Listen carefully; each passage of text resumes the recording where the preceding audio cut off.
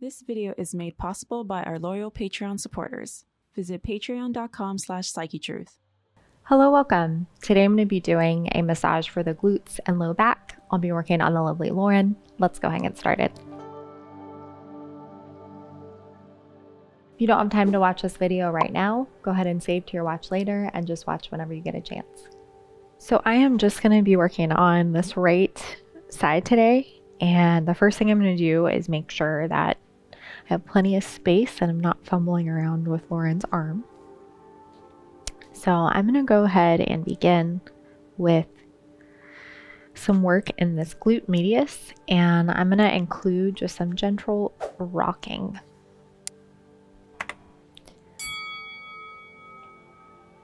I just like how it feels to support my wrist. You don't have to do that.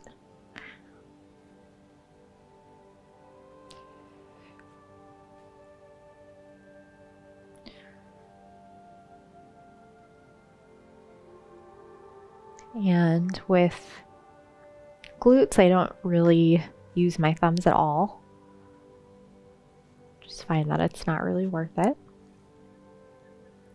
But to each his own.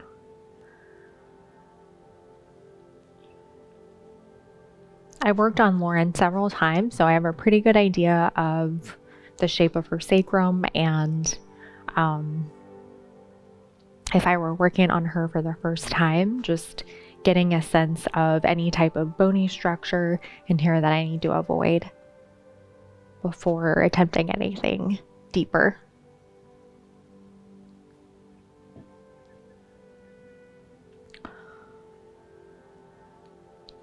I find that glutes respond best if you're willing to really take your time.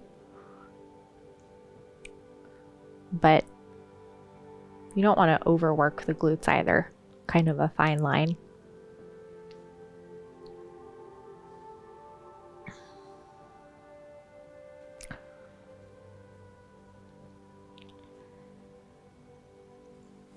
Sometimes I will bring this compressive type warm-up into the glute max.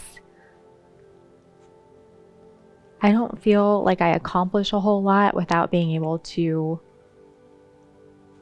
rotate the leg, but it's a good warm-up.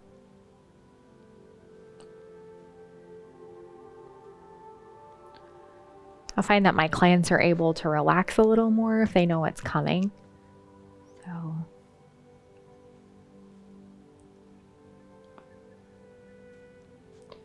it's been a couple of minutes and I'm gonna go ahead and start with some elbow work. So the glutes are a little bit different in how I approach deep tissue. I won't spend as much time with the warm-up usually. Just, every person is different, but usually move a little more quickly into deeper work if that's what your client wants, especially if they're a regular client.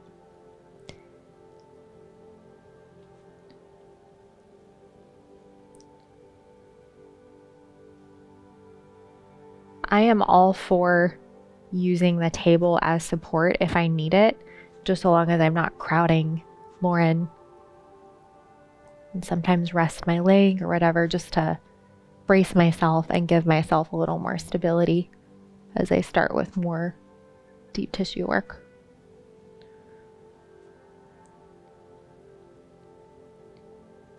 I like the approach of just gentle rocking. You can do static holds if you want.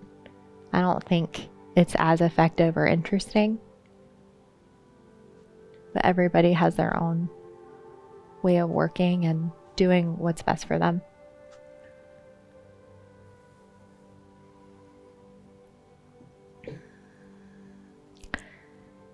Sometimes it's easy to forget how intense the work can feel when you start actually doing deep tissue.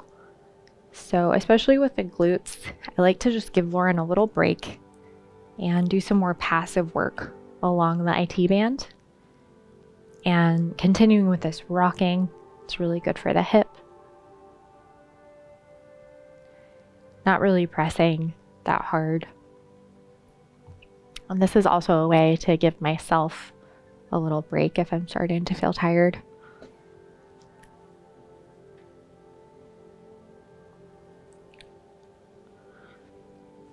It's really important that clients have that awareness of how connected the glutes are to what's going on in the hip joints and the low back. Strong, healthy glutes are just a huge support for everything around them.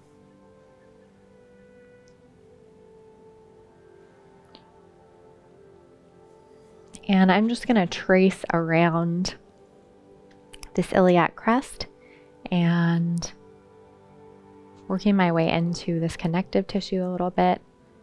More just, doing a little scan of bony structures I'm going to need to avoid later on.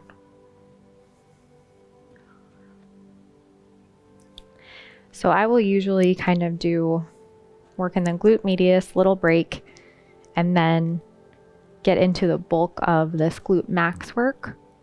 And I'm going to start working my way in a little bit deeper. So offering more medium pressure. This is a big, strong muscle. So lighter pressure here is going to be different than, say, in the neck. You have to press a little firmer in general.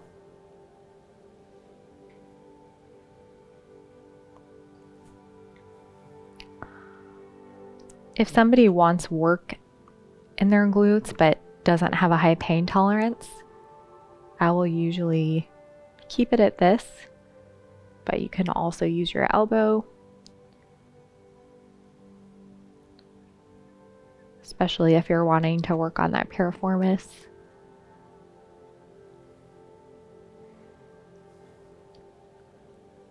If you find that the muscle fiber is kind of fighting you a little bit, you most likely need to use less pressure and just slow down a little bit.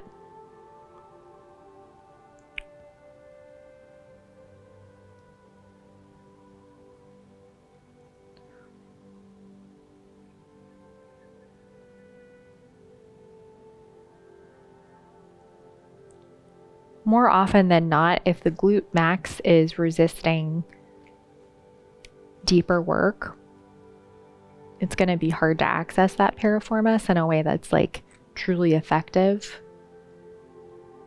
And just, again, really important to take your time.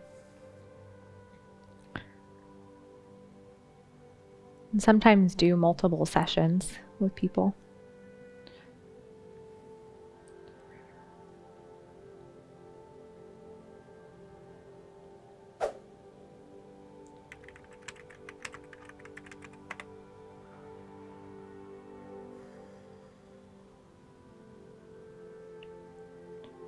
And sometimes the fingers can start to feel a little sore being bunched up like this. So I will actually just shake out my hand a little bit, and I might start using my elbow a little bit. And I am going to start working my way into the piriformis. That glute max responded pretty well.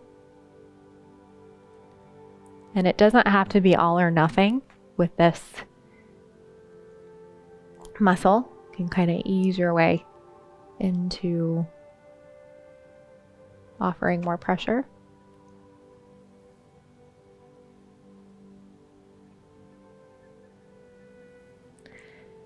And just keep in mind that this muscle rests on top of the sciatic nerve, so anything that you do to the piriformis, just you want to be firm but gentle, because it can really aggravate that nerve if you are overly aggressive in a way the muscle is not ready for.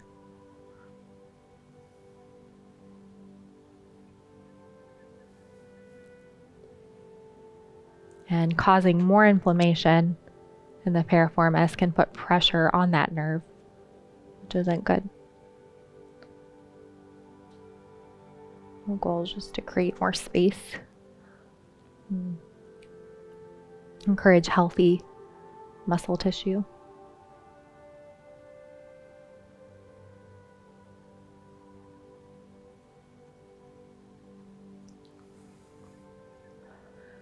I'm going to do another minute or so here and then kind of move into the low back. I always do glute work before working directly on the low back because it is way more effective for me.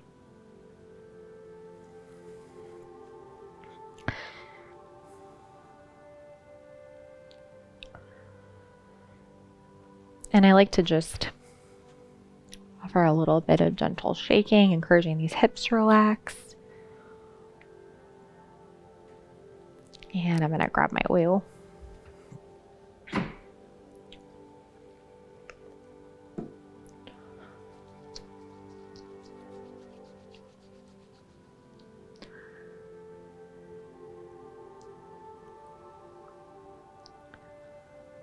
Focused on these QL muscles and the area around the hip bones that can get really sticky. Just that thick connective tissue.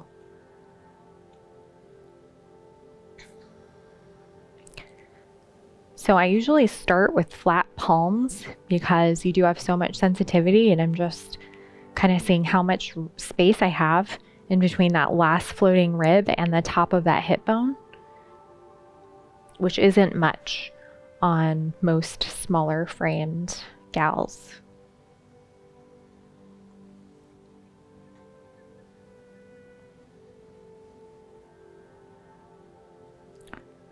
And once you feel confident how much space you have, you can start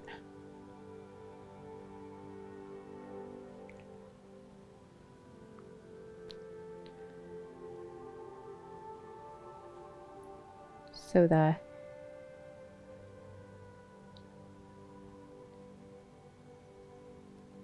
QL is a very deep ab muscle that is not all that easy to access.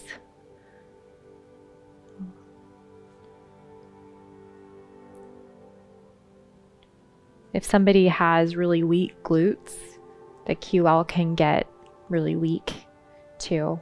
It can result in that kind of just achy low back pain.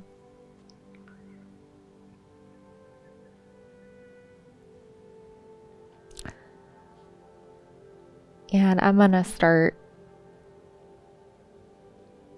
just tracing around that hip bone a little bit, and I'm gonna start working my way in towards the QL muscle.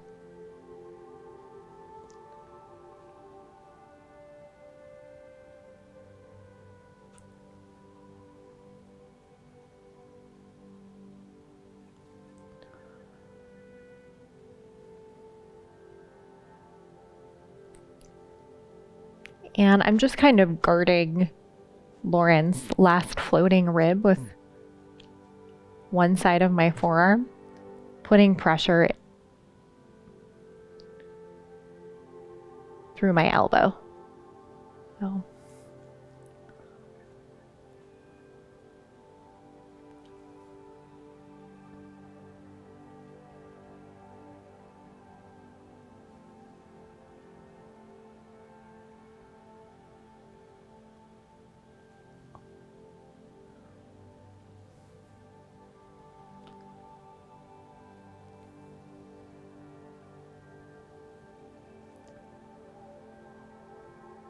And just in between that kind of work, I do really like to focus on that area around the hip bone. Just stretching all that out.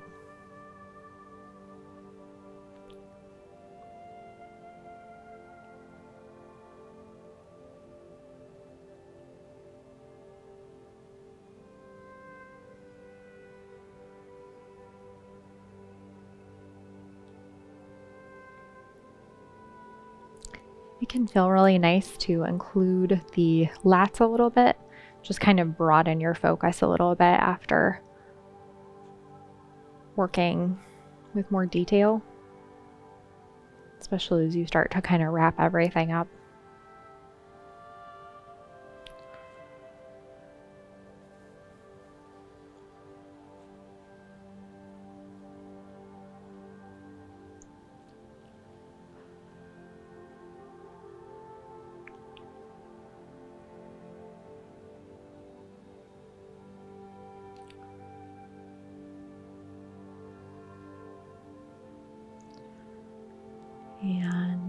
that is all for today. Thank you for joining me today. If you enjoyed today's video, you should check out our Patreon page, where you'll find some really great content as well. I look forward to seeing you there.